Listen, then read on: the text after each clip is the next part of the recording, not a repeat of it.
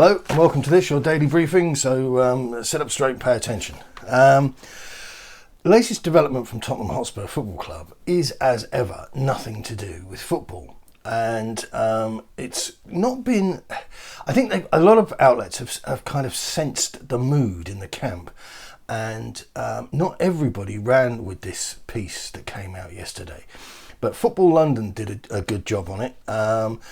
And it was essentially that the extreme sports building, a community centre or community medical centre, and a hotel for up to, I think it's 180 rooms, had gathered some class of consent with Haringey Council.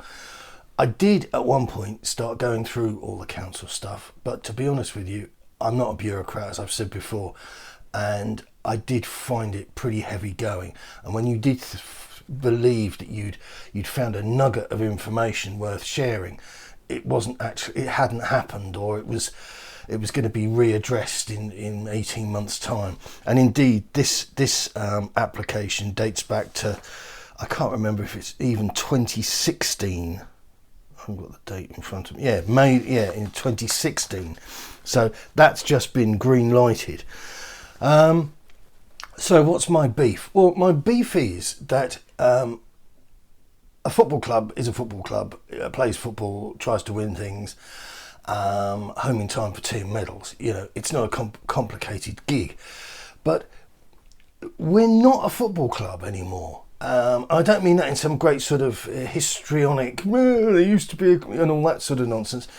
But it's what we've been over the last 20 years is we've been fine-tuned into a AAA credit-rated elite operation. And the football, as Aidan Mullally told Pro Sports Media a few years ago, that the Tottenham or Spurs or whatever you want to call it is now just like a core tenant of the project. And I can't trowel it on heavy enough for you that this is really worrying, and that the focus, the main thrust, is that this is an NFL destination venue. And looking at the particulars of this thing, an extreme sports building with a huge dive tank up to 51.2 metres in height and blah, blah, blah, blah, blah. This is all designed to tie in with the way that our American cousins operate with American football, in so much that the whole business of the game, it's an entire day.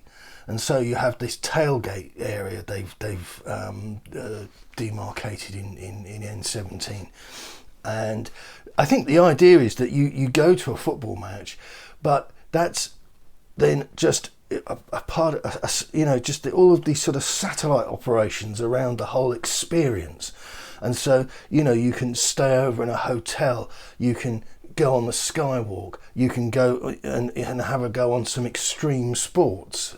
There may be a medical centre should any of those go badly for you. And it's just... this diversification, I understand the principles, I understand the business models involved, because if we could earn lots of money from those things, then ploughing that back into the football as a sustainable model certainly makes a ton of sense. I get that. But, and I don't want to sound... what's the right word? As if we're due something, if I'm entitled to anything. But we're 20 years in with this crowd, and the average net spend is somewhere in the region per season of about 20 million, which is pretty pitiful given our status with the likes of Deloitte and such. So Tottenham should be doing more, should be achieving more as a football club. And we come back to this business of, just one League Cup in 20 years.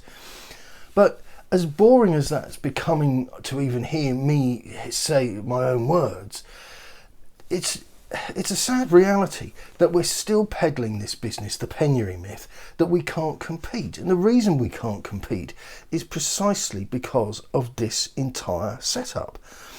Now, I can only tell you, I've got affection because of my, I've lived in London, and I've gone to Tottenham endlessly over the years, and I have an affection for and an affinity, I think, with the people of that area, and I think they deserve more. I think they've been poorly treated in the past, and things aren't improving since this whole regeneration fiasco was foisted upon them. Not real meaningful change that's really touched out to enough lives. There has been some good come from the stadium, I don't deny that for a moment, but not enough, and it's all been a little bit superficial. I think the opportunity to have done a lot more for those people was huge, and I'm not saying it was swerved, but it wasn't made a fundamental priority. It wasn't made a sort of core tenet of the business model, and it could have been done, and it could have been done better. I've spoken before, I've written before about the business with Archway Steel. They were treated appallingly. This business of, here's the going rate for your business, clear out by Thursday. This is Kafkaesque, to put it mildly.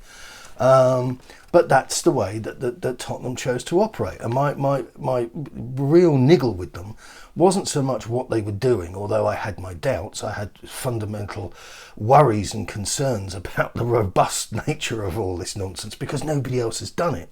Nobody else has gone about their football club as ENIC have gone about Tottenham.